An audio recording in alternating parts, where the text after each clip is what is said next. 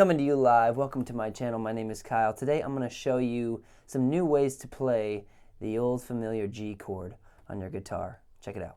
Today I want to show you some fresh ways to play this thing so you stop getting bored when you see G on your chord charts. So instead of playing your G like this, let me show you 5 other ways to play this chord. Here is a second way to play this chord.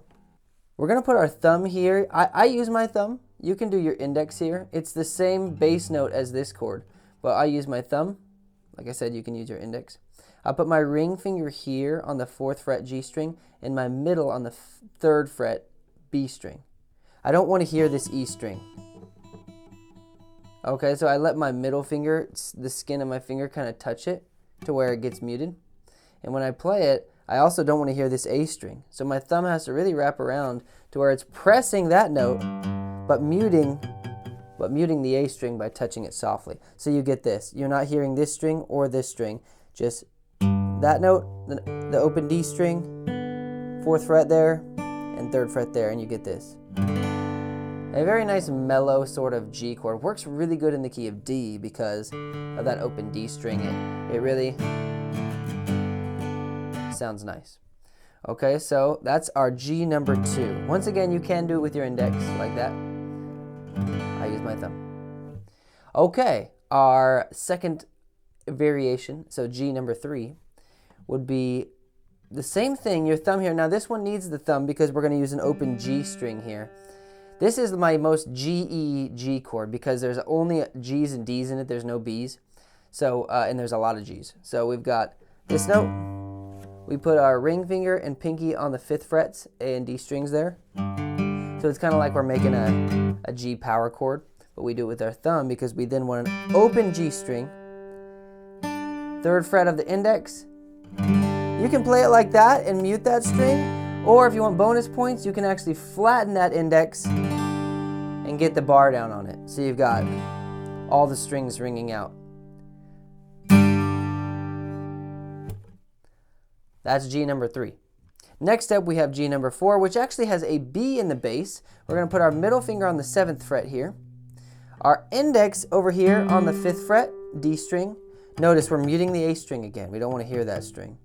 We'll put our ring finger on the 7th fret G string and our pinky on the 8th fret B string. We don't want to hear the E string, so we're only hearing those 4 strings. We're not hearing A and E. Much like when we played this chord, we're not going to hear A and E here. We're just going to hear. And you notice that B in the root gives it a different flavor. But it's still a G chord. There's your original G. Here's your G with the B in the bass. Pretty cool voicing. You can also leave your index off if that's what you prefer. I think that works, but I really like the sound of that better. G number 4 will be much like a C chord, a traditional C, but slid way up until your ring finger is on the 10th fret. We're not hearing the E string, so you might want to mute it, touch it with your thumb so it doesn't ring out, or you can just avoid hitting it when you strum. So we've got 10th fret, 9th fret, open, 8th fret. Just exactly like a C chord, but up to here. Now, you can mute the E string, or you can put your pinky down on that 10th fret and get that high ringing 10th fret. So that's a nice G chord. Once again, our original and our variation.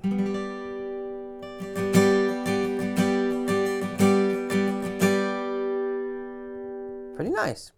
Our last variation will be here, same root note as we just played, but index. Then skipping a fret and going to the 12th fret, ring finger on the D string, open G string, and pinky on the B string, 12th fret. So just hearing these 4 strings. We don't want to hear the 2 E strings. So you can mute it with your middle. You can let the skin of your palm touch down here to mute that. And you just get G.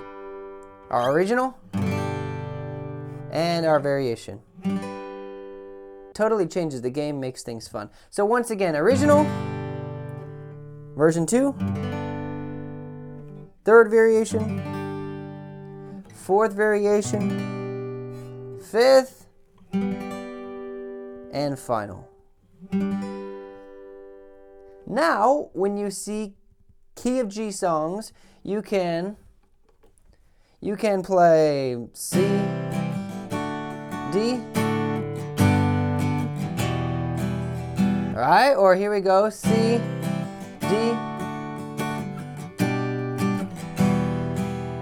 Now, there are variations for those other chords, D, C, and E minor and whatnot, and I'll do other videos for those, but for now, the G chord, you have something new, something more interesting, something more exciting. I hope this was fun and helpful for you. I love to switch up that G chord myself. If you think I missed any obvious variations, try to leave them in the comments so you can help us out and we can learn some more stuff. I'll make some more videos for the other chords, but for now, signing off. There's a link in the description of this video for a practice guide that's available for free right now. It's how I stay motivated, a little checklist for you. If you want to download that for free, go ahead and get that. Otherwise, I will see you on the next video next time.